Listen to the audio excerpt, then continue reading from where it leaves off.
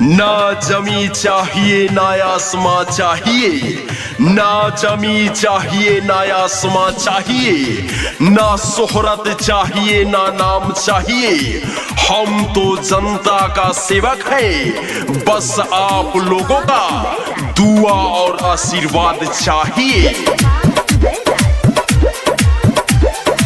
रख ध्यान जनी तू भूलैहा, गाछी हो छाप पर मोहर लगैहा। अरे ए चाचा सुन हो, रख ध्यान जनी तू भूलैहा, गाछी हो छाप पर मोहर लगैहा। ओइ हम कर जनी लटए भैया, ओइ हम कर जनी लटए भैया।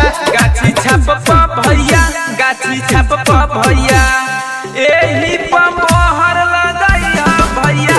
गाछी छाप प भैया, गाछी छाप प भैया, जवाहर चाचा के जितैहा भैया। जी हाँ मेरे प्यारे मतदाता साथी गणों, आदर्श कोतवाल गांव पालिका मेयर पद के उम्मीदवार जवाहिर मुखिया जी हाँ, जिनका चुनाव चिन्ह है गाछी छाप, गाछी छाप, गाछी छाप। तो याद रखना है, गाछी छाप पे मोहर लगाना है, गाछी छाप पे मोहर लगाना है। चाचा जवाहिर मुखिया जी को भारी मतों से विजयी बनाना है।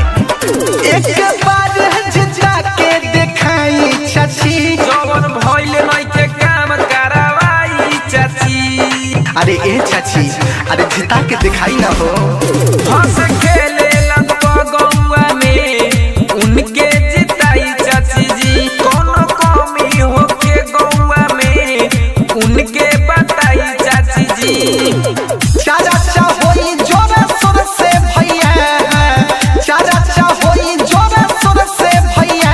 गाछी छाप प भैया, गाछी छाप प भैया, एही प मोहर लगैहा भैया।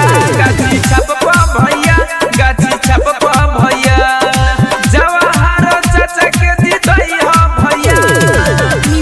गाछी छाप जिंदाबाद, जिंदाबाद जिंदाबाद, जवाहिर मुखिया जिंदाबाद, जिंदाबाद जिंदाबाद, आदर्श कोतवाल वार्ड नंबर 7 की जनता जिंदाबाद, जिंदाबाद जिंदाबाद, गाछी छाप जिंदाबाद, जिंदाबाद जिंदाबाद, जवाहिर मुखिया जिंदाबाद, जिंदाबाद जिंदाबाद। आदर्श कोतवाल वार्ड नंबर 7 की जनता जिंदाबाद। आन बाकी है अभी शान बाकी है, आन बाकी है अभी शान बाकी है।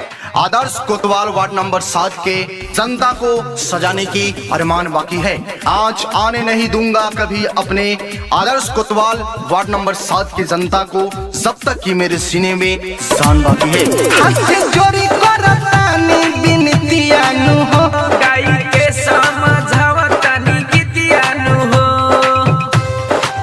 अरे चाचा सुना ना, भाई जवाहिर के चाचा जी रहु जिताई हो, भारी मत से इनका के रहु जिताई हो।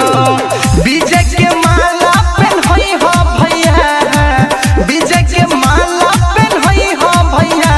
गाछी छाप प भैया, गाछी छाप प भैया, एही प मोहर लगैहा भैया। गाछी छाप प भैया, गाछी छाप प भैया, जवाहर चाचा के जितैहा भैया। ना जमी चाहिए ना आसमान चाहिए, ना जमी चाहिए ना आसमान चाहिए, ना दौलत चाहिए ना शोहरत चाहिए, बस आप मतदाता मालिकों का आशीर्वाद और प्यार चाहिए।